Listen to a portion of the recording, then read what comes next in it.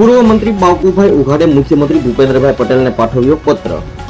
અમરેલીના પટેલ સંકુલ નજીક થતી લુખા તત્વોની રોમિયોગીરી મુદ્દે પાઠવ્યો પત્ર। સંકુલની 8000 દીકરીઓ અને હોસ્ટેલમાં રહેતી દીકરીઓને ફસાવવાનો કારસો। અગાઉ એસપી શોભા પુતળાએ રોમિયો સ્ક્વોડની રચના કરેલી। સંકુલ નજીક પોલીસ ચોકી પણ સ્થાપી ને જીપ ફાળવેલ। રોમિયો સ્ક્વોડ બંધ થતા લુખા તત્વોની રોમિયોગીરી વધી। પટેલ સંકુલના પ્રમુખ દ્વારા જાણ થતા મુખ્યમંત્રીને પત્ર પાઠવ્યો। રોમિયો સ્ક્વોડની રચના કરી લુખા તત્વોની રોમિયોગીરી બંધ કરવાની માંગ કરતા બાવકુભાઈ ઉઘાડ। અમરેલી શહેરમાં જે ચક્કરગઢ રોડ ઉપર પટેલ સંકુલ આવેલ છે, આ પટેલ સંકુલના પ્રમુખ છે મનુભાઈ ઠુમર। તો મનુભાઈ ઠુમરની મારી સમક્ષ રજૂઆત હતી કે ઘણા વર્ષો પહેલાં અમરેલીના એસપી શોભાબેન ભૂતરા હતા, ત્યારે એક અમરેલી શહેરમાં બહુ સળગતો પ્રશ્ન હતો રોમિયોગીરીનો। એટલે કે અસામાજિક લોકો સ્કૂલ કોલેજનો સમય થાય જ્યારે સવારે આવવાનો અને બપોરે કે સાંજે જ્યારે સ્કૂલ કોલેજ છૂટે તો આ રોમિયાઓ અવારનવાર ત્યાં છેડતીઓ અને બાકીના અણછાજતા વર્તનો કરતા હતા।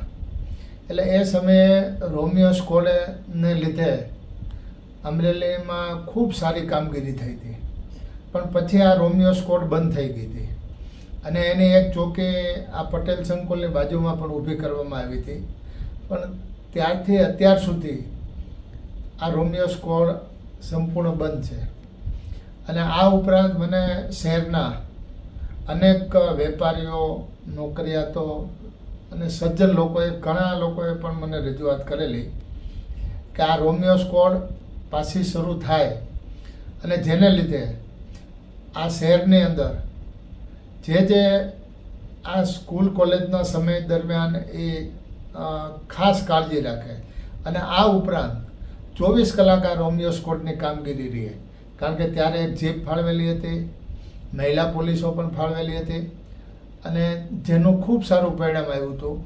એટલે આજે રાજ્યના મુખ્યમંત્રી ભૂપેન્દ્રભાઈ પટેલ, ગૃહમંત્રી અને અમરેલીના એસપી આ ત્રણેયને પત્ર લખીને મેં જાણ કરી છે કે અમરેલી શહેરની આ માંગ છે અને આ શહેરમાં જે દીકરીઓ ભણવા આવે છે, ખાસ કરીને સંકુલમાં 8000 દીકરીઓ અભ્યાસ કરે છે અને એમાં 4000 તો ત્યાં હોસ્ટેલમાં રહે છે। એવી જ રીતે બધી કોલેજોમાં જ્યાં જ્યાં જરૂર પડે તો આ રોમિયો સ્ક્વોડ શરૂ થાય અને કાયમી ચાલુ રહે।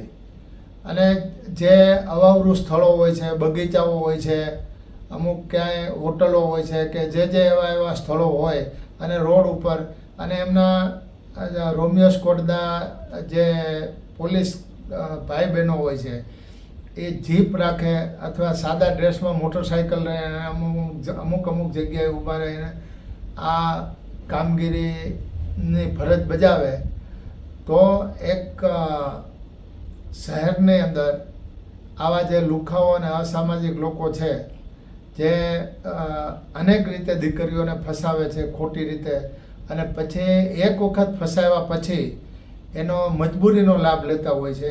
ઘણી વખત એના ઓડિયો વિડીયો શૂટિંગ પણ લઈ લેતા હોય છે અને એક દીકરીને ફસાવ્યા પછી બીજીને ફસાવવા માટે એને પાછા મજબૂર કરતા હોય છે।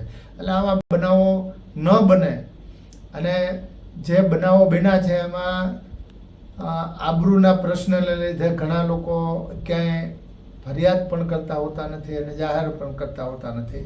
ત્યારે એક શહેરની અંદર આ સ્ક્વોડ કાયમી ચાલુ રહે અને શરૂ થાય એના માટેની મેં રજૂઆત કરી છે।